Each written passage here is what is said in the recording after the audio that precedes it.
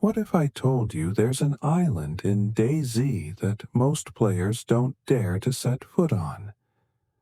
Sakhal, silent, isolated, and shrouded in a darkness no one can explain. Survivors whisper of strange lights in the woods, haunting echoes in the dead of night, and an abandoned facility where no one leaves the same. You might spawn here, but escaping, that's a whole different story. Alex was no stranger to survival. In the brutal world of DayZ, he'd seen enough blood, betrayal, and brutality to dismiss most ghost stories. But everything changed when he found a crumpled note in an abandoned safe house. A note scribbled with the words, "Sakhal holds the serum, but death walks its halls."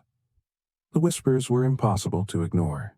They spoke of Sakhal Island, a place shrouded in mystery, its forests hiding more than just shadows. Buried deep in its bunkers was rumored evidence of an immortality serum. But this wasn't just a forgotten military outpost. It was a testing ground where experiments pushed the limits of life and death. And those who went looking, they were never heard from again. Alex couldn't resist. He had to know. Was immortality worth the risk of uncovering what truly lurked on Sakhal? Equipped with only a flashlight and an old map that supposedly led to the main bunker, Alex ventured onto the island under the cloak of darkness. As he walked through the dense, overgrown forests, he began to notice strange things. The trees were marked with symbols he didn't recognize. Sharp, twisting designs that seemed to pulse in the moonlight. Occasionally, he thought he heard whispers in a language he didn't understand, as if the trees themselves were telling him to leave.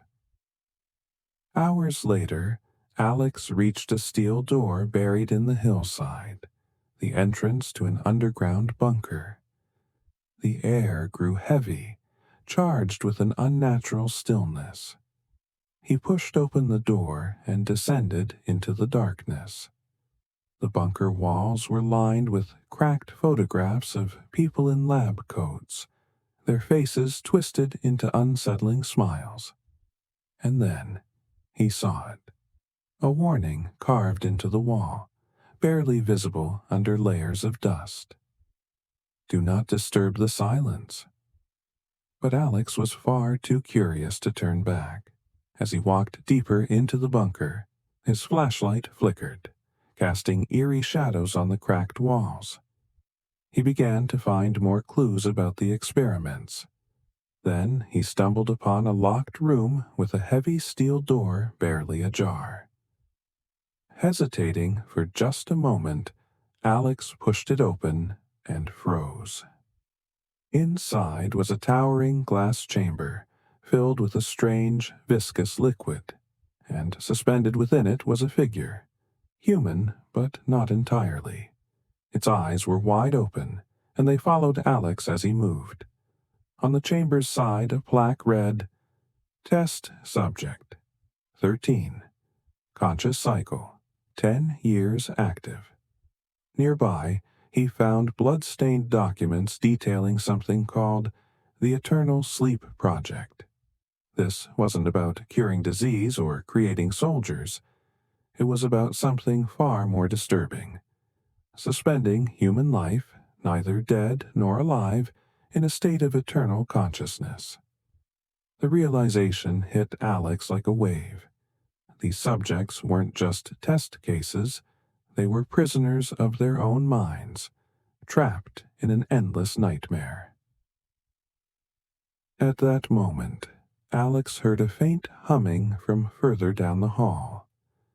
Following the sound, he stumbled upon an old control room, its screens flickering with static and grainy images.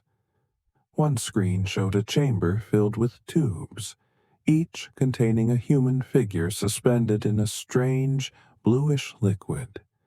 Their eyes were open, wide with horror, staring out from the murky liquid as if trapped forever in their own nightmares. A chill ran down his spine as he realized these were the subjects of the Eternal Sleep Project, unable to die but forever unable to live. Suddenly, the screen went black, and a message appeared. The project is still active. You are not alone. Panicking, Alex backed out of the room, only to hear footsteps echoing down the hall toward him. He darted into a side corridor, heart racing, and hid behind a stack of rusted barrels. From his hiding place, he saw them.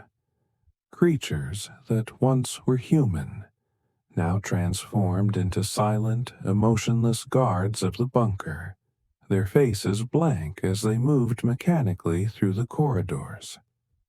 Desperate to escape, Alex retraced his steps but stumbled into another room, where a tall figure in a lab coat stood by a tank filled with a shimmering, otherworldly substance. The figure seemed to sense him, its head snapping toward him. Its face was obscured by shadows, but he could see eyes filled with madness. Perhaps a scientist who had become a prisoner of his own twisted experiments. With his flashlight flickering, Alex bolted out of the lab, hearing the footsteps of the creatures growing louder behind him. Just as he reached the exit, he turned and caught one last glimpse of the lab. A figure watching him from the shadows, eyes glowing with a strange light. He escaped, barely reaching the shore, but the island haunted him. He could still feel those eyes watching, could still hear the silence begging to be disturbed. Was Sakhal truly abandoned, or had he awakened something? And if Sakhal hides horrors like this, what other secrets remain buried, waiting for the next curious soul to uncover them?